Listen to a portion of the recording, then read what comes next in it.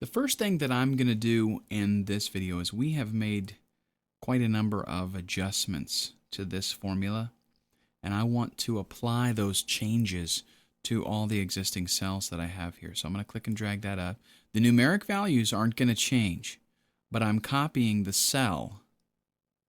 Okay, I'm copying the formula that is inside there. Now you can see, okay, everything is updated. Excel, of course, I have relative referencing here.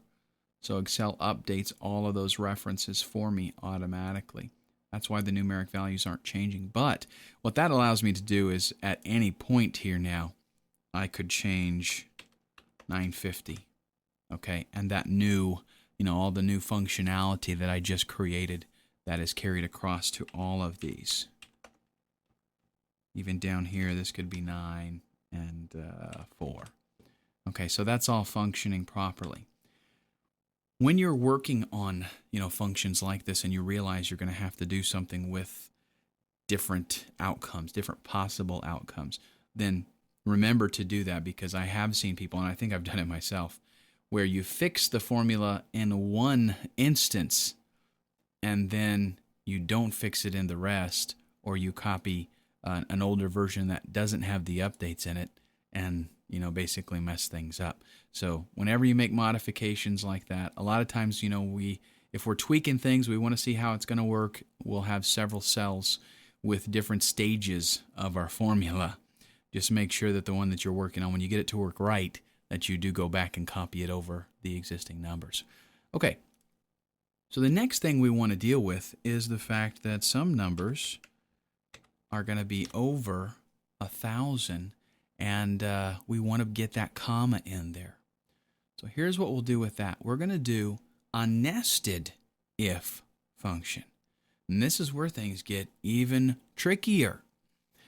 For our true and false values that we have here in our if function, we can put basically any legal argument in there, including another if function. So let's take a look.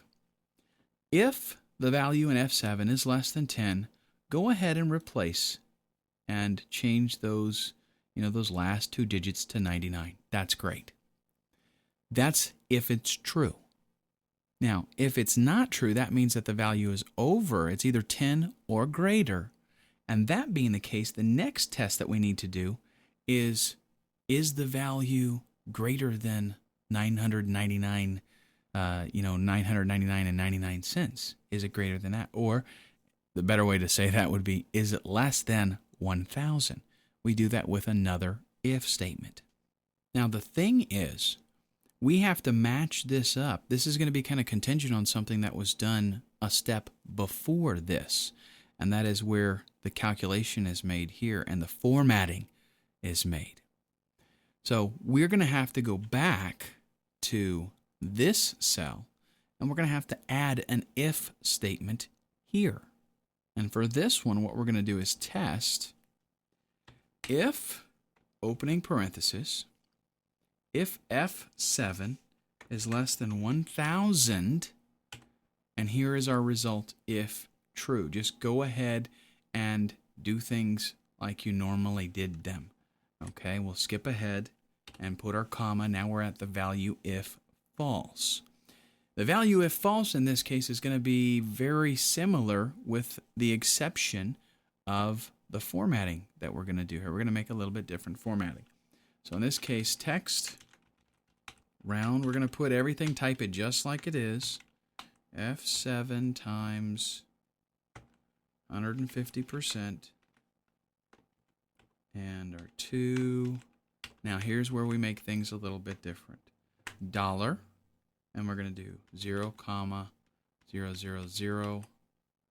That's basically how we want it formatted, and a closing parenthesis there to close that off. But then we need one more closing parenthesis to match up with the one at the very beginning for the if statement.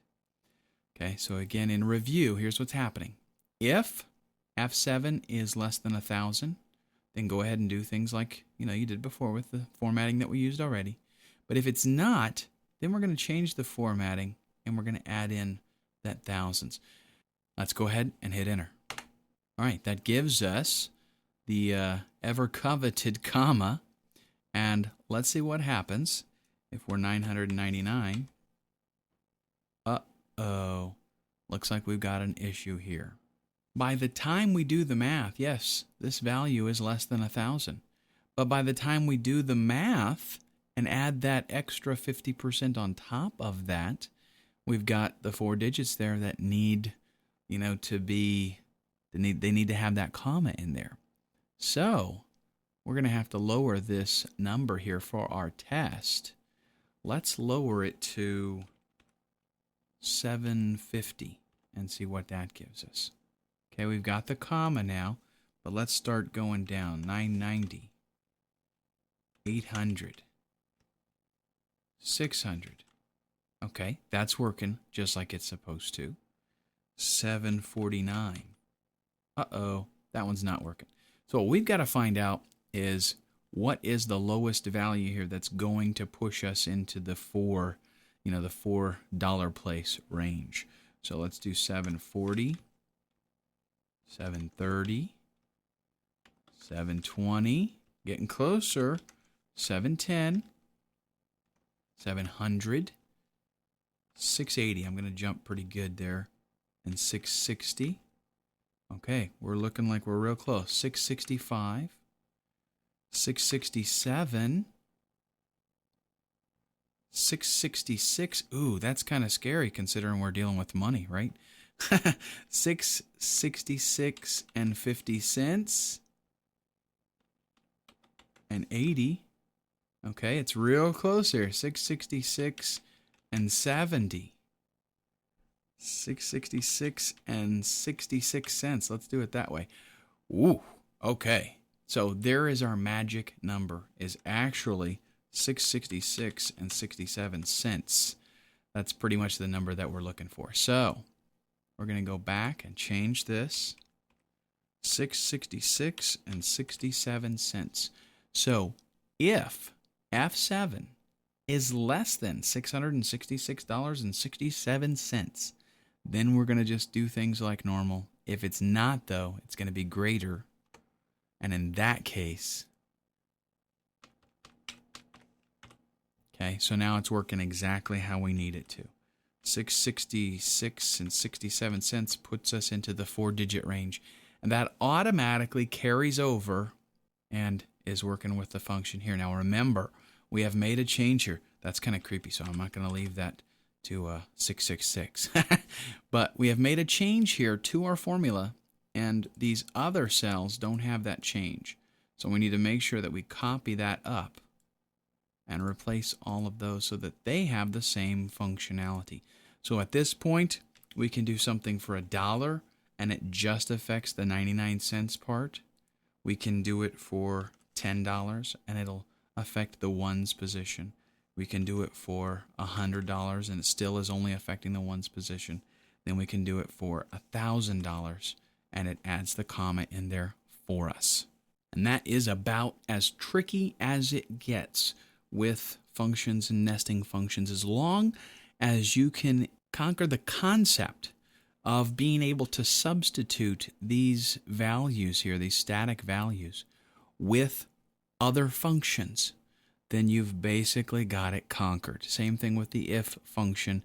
If you can replace this true with, instead of an actual static value, you can replace it with another formula. You can replace it with another if statement if you want. And if you can conquer that concept, then you're on your way to being able to do practically anything inside of Excel. The next series of videos is going to deal with some other very popular functions. We're going to focus on some text functions for a little bit. We're not going to use all these functions inside of the project that we're working on right now, but they're all important enough that I do want to show you what they are, how to use them, and what type of situation you might use them in.